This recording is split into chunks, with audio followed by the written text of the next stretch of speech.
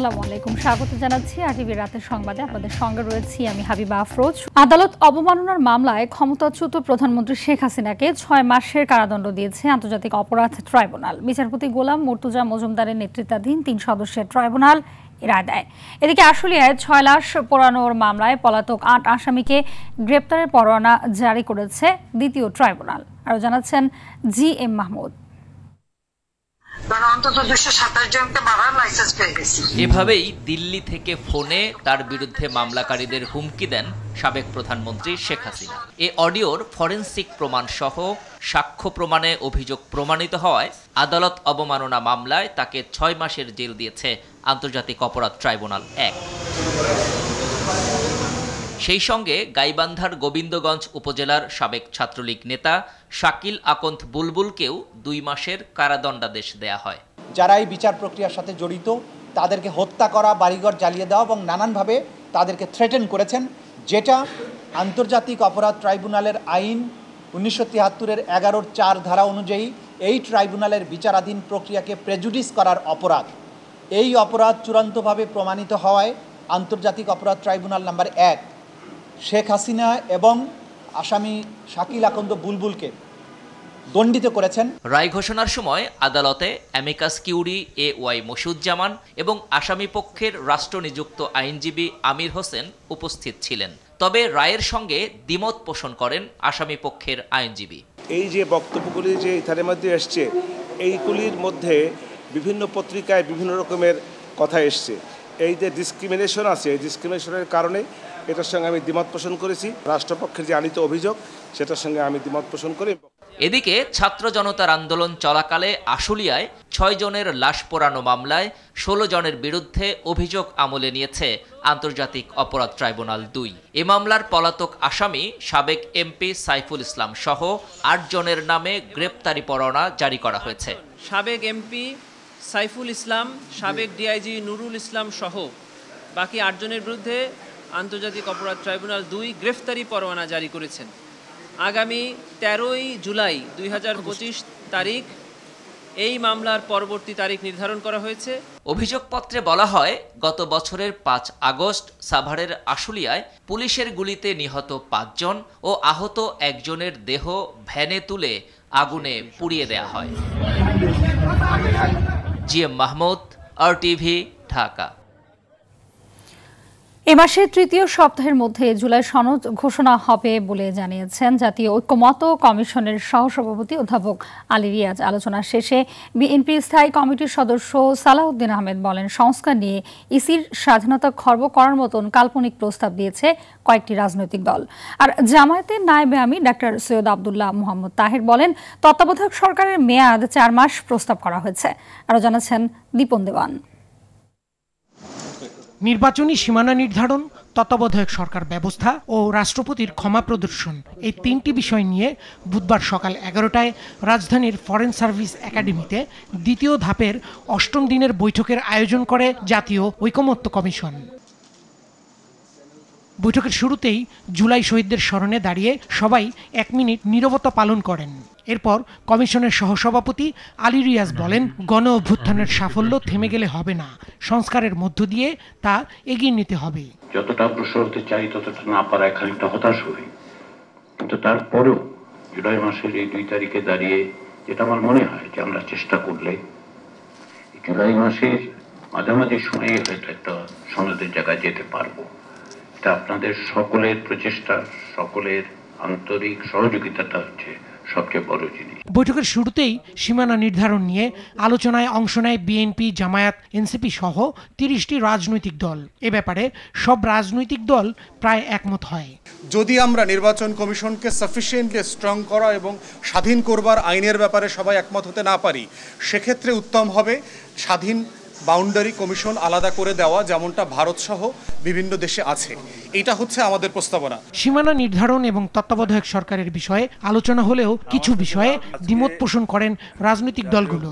এখানে ২-১টি প্রভিশন আরো আগে রাখতে হবে, তারপর থেকে যদি জুডিশিয়ারিকে কন্টিনিউ রাখা হয় আর কি বিধান হিসাবে ২-১টা প্রভিশন থাকতে পারে, এবং শেষ পর্যন্ত যদি কোনো কিছু না হয় তাহলে সর্বশেষ অপশন হিসাবে যে রাষ্ট্রপতি থাকার বিধানটা আছে সেটা রাখা যায়। তবে এইটার বিষয়ে সবার একটু রিজার্ভেশন আছে, আমাদেরও আছে। তত্ত্বাবধায়কের মেয়াদের ব্যাপারে কমিশন 3 মাস বলেছে, জামাত ইসলামী থেকে 4 মাস বলেছে, 4 মাস। এবং স্থানীয় সরকার এবং জাতীয় সরকার দুটি, জাতীয় নির্বাচন এবং স্থানীয় নির্বাচন, এই দুটি তত্ত্বাবধায়ক সরকারের মাধ্যমে হইতে হবে। আমাদের দলের পক্ষ থেকে একটা সুস্পষ্ট শান্তিপূর্ণ ক্ষমতা হস্তান্তরের জন্য অন্তর্বর্তীকালীন একটি তত্ত্বাবধায়ক সরকারের রূপরেখা দেওয়া হয়েছে। সবার মতামতকে গুরুত্ব দিয়ে সুন্দর সমাধানের পথে যাবে বলেও মনে করে জাতীয় ঐকমত্য কমিশন নির্বাচনের জন্য।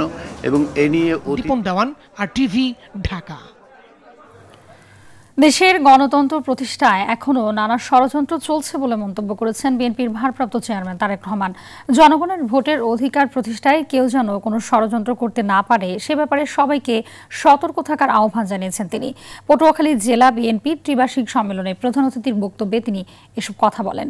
তারেক রহমান আরও বলেন, গণতন্ত্রকে মজবুত করতে বড় দল হিসেবে বিএনপি সংস্থার প্রস্তাবনায় সবচেয়ে বেশি ছাড় দিয়েছে। আরও জানাচ্ছেন রুদ্র রফিক।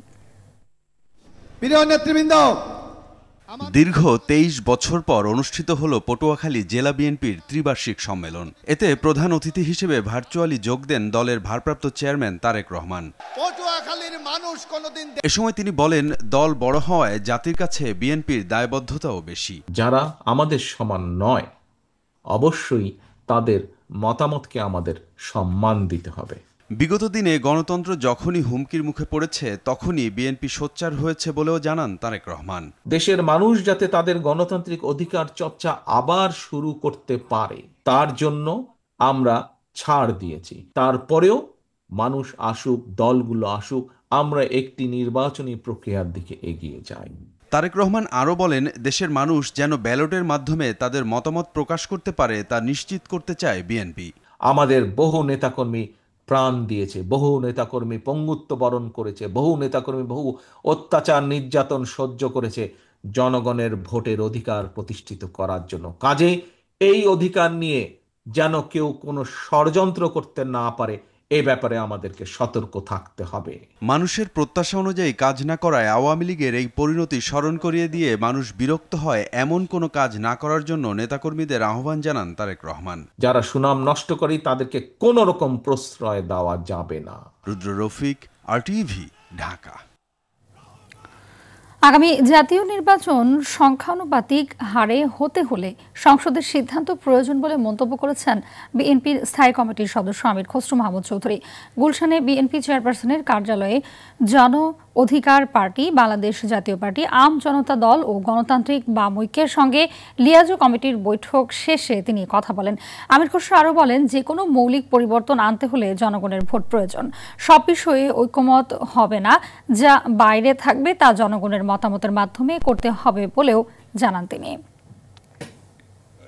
আমাদের বৈঠক হয়েছে এবং এগুলো তো বিএনপিরই প্রস্তাব। আপনি ফেব্রুয়ারির প্রথমার্ধে নির্বাচনের কথা এবং নির্বাচনের প্রস্তুতি, আগামী দিনে আমরা বাংলাদেশ নির্বাচনের থেকে এগিয়ে যাচ্ছি।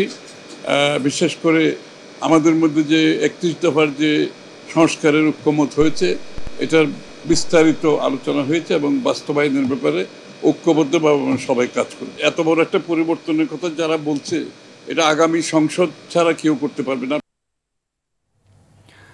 জাতীয় নাগরিক পার্টি এনসিপির আহ্বায়ক নাহিদ ইসলাম বলেছেন, বিচার সংস্কার ও নতুন সংবিধান রচনা বাদ দিয়ে নির্বাচন হলে সেই নির্বাচনে অংশগ্রহণ করবে না এনসিপি।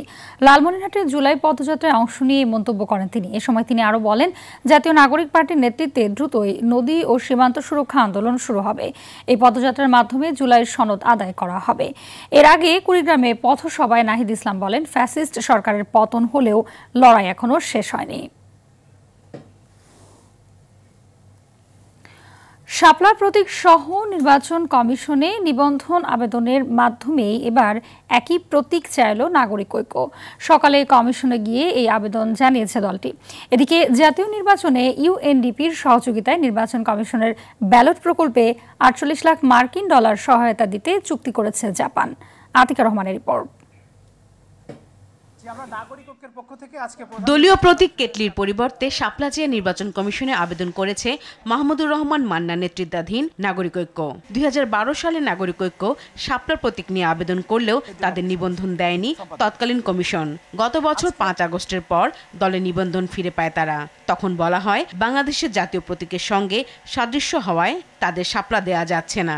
এদিকে জাতীয় নাগরিক পার্টিও শাপলা প্রতীক চেয়েছে।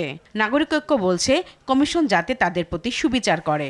যদি নতুন এই গেজেটভুক্ত হয় শাপলা, আমরা যেহেতু 17 তারিখে আবেদন করেছি এবং তার পরবর্তী সময়ে একই মার্কার নিয়ে আবেদন হলেও আমরা আসলে সেটা প্রাপ্ত। স্বচ্ছ অংশগ্রহণমূলক নির্বাচন করতে নির্বাচন কমিশনকে 4.8 মিলিয়ন মার্কিন ডলার সহায়তা দেবে জাপান। আগারগাঁওয়ে নির্বাচন ভবনে বাংলাদেশে নিযুক্ত জাপানের রাষ্ট্রদূত সাইদা শিন ইচি ও ইউএনডিপি বাংলাদেশের আবাসিক প্রতিনিধি স্টেফান লিলারের মধ্যে এ বিষয়ে চুক্তি হয়। আমরা নির্বাচনে সহযোগিতা করব। আমরা চাই বাংলাদেশে সুষ্ঠু, গ্রহণযোগ্য ও নিরপেক্ষ নির্বাচন হোক।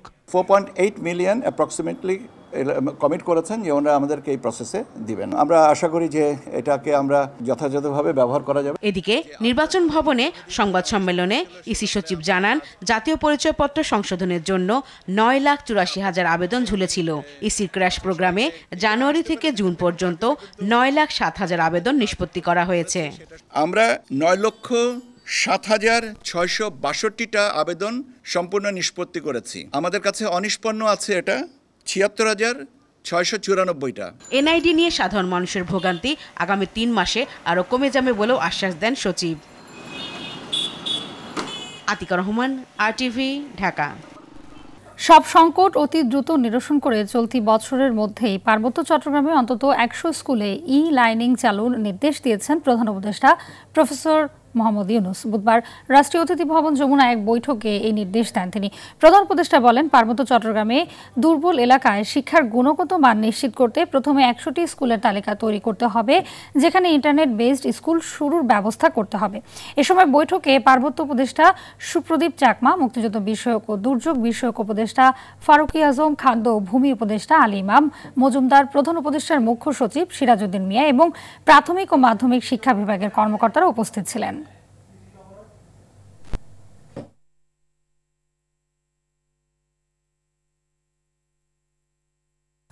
জাতীয় রাজস্ব বোর্ড এনবিআর সংস্কার আন্দোলনের 4 জন ঊর্ধ্বতন কর্মকর্তাকে বাধ্যতামূলক অবসরে পাঠিয়েছে সরকার। চাকরিচ্যুত 3 সদস্য হোসেন আহমদ, মোহাম্মদ আলমগীর হোসেন, মোহাম্মদ আব্দুর রৌফ ও কর কমিশনার মোহাম্মদ শব্বির আহমেদ চাকরির বয়সকাল 25 বছর হওয়ায় অভ্যন্তরীণ সম্পদ বিভাগের পৃথক প্রজ্ঞাপনে অবসরে পাঠানোর আদেশ দেওয়া হয়। প্রজ্ঞাপনে বলা হয়, সরকার জনস্বার্থে তাদের সরকারি চাকরি থেকে অবসর প্রদান করার প্রয়োজন মনে করায় অবসর দেওয়ার এই সিদ্ধান্ত নিয়েছে। এছাড়াও আন্দোলনের সময় চট্টগ্রাম কাস্টমস হাউস বন্ধ রাখায় সেখানকার কমিশনার মোহাম্মদ জাকির হোসেনকে গতকাল সাময়িক বরখাস্ত করা হয়। অনুষ্ঠিত হলো প্রয়াত বীর মুক্তিযোদ্ধা মোস্তফা মহসিনের শোকর সভার আলোচনা। বিকেলে রাজধানীর জাতীয় প্রেস ক্লাবে আয়োজিত শোকর সভার প্রধান অতিথি ছিলেন সংবিধান প্রণেতা ডক্টর কামাল হোসেন। বক্তারা বলেন, বাঙালির মুক্তি সংগ্রামে মোস্তফা মহসিনের যে অবদান তা অস্বীকার করার কোনো সুযোগ নেই। তার সাহসিকতা ৭১-এর রণাঙ্গনে সহযোদ্ধাদের সাহস জুগিয়েছে।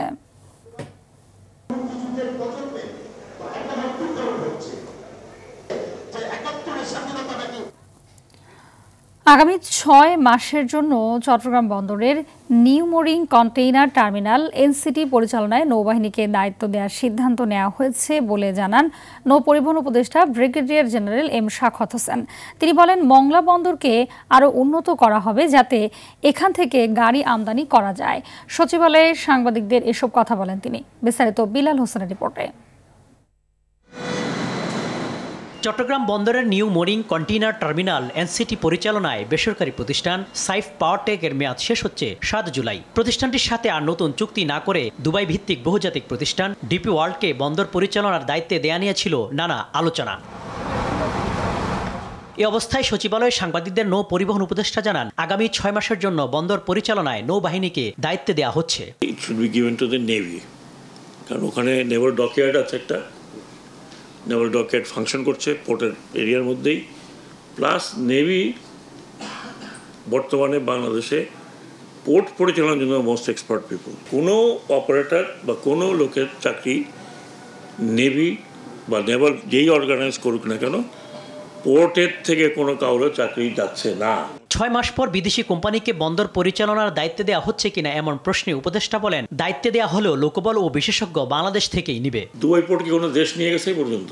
আমাদের যে বলা হচ্ছে পোর্ট নিয়ে যাবে, বিদেশিরা আসতেছে, এটা আমার মনে হয় হয়তো কোনো স্বার্থ আছে লোকজনের, যে এরা আসলে আবার ওই স্বার্থ পুরো হবে না। অন্য লোক বল যদি দরকার হয় তাহলে বাংলাদেশ থেকে নিয়ে ট্রেন করবা, বাইরের কোনো লোক আনতে পারবে, বাইরের অন্য এই উপমহাদেশের কোনো লোক নিতে পারবে না। ডিপি ওয়ার্ল্ড বন্দর পরিচালনা করলে নতুন নতুন রোড তৈরি হবে, পাশাপাশি জাহাজ ও কন্টেইনার ভাড়া কমবে বলে জানান চট্টগ্রাম বন্দরের চেয়ারম্যান। এখানে কিন্তু আমরা যখন ওনাদের সাথে কন্ট্রাক্টে যাব তখন ওনারা আমাদেরকে আপফ্রন্ট মানি বলে বা সাইনিং মানি, এটা একটা বড় ধরনের একটা অ্যামাউন্ট আমাদের কাছে আসবে foreign currency. Belal Hossain, RTV, Dhaka.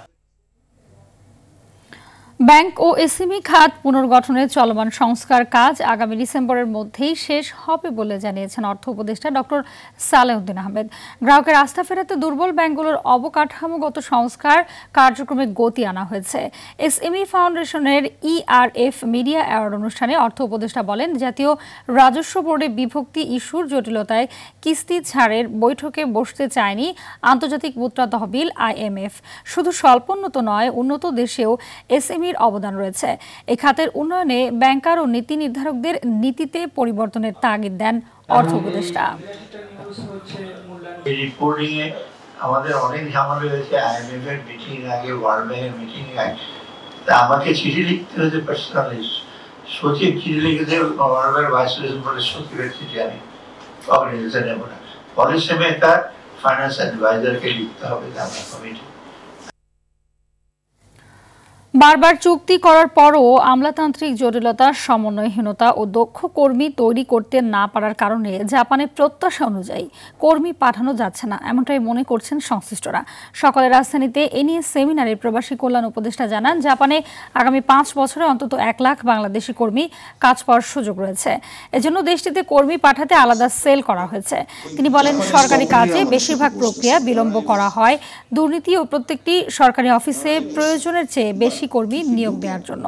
বিগত সরকারের অনিয়ম ও দুর্নীতির কারণে মালয়েশিয়া পুনরায় কর্মী পাঠানো শুরু করতে বিলম্ব হচ্ছে। দেশটিতে কর্মী পাঠাতে স্বচ্ছতা আনতে বিদ্যমান চুক্তি সংশোধন করার চেষ্টা করা হচ্ছে। আপনি আমাকে দরজাটা খুলে দেন। এই যে ফ্যাসিস্ট শেখ হাসিনা গভর্নমেন্টের আমলে ওনারা কেন রাজি হয়েছে এটা তো আপনারা বুঝতেই পারছেন, এবং এটা একটা ব্যাপক দুর্নীতির সুযোগ করেছিল।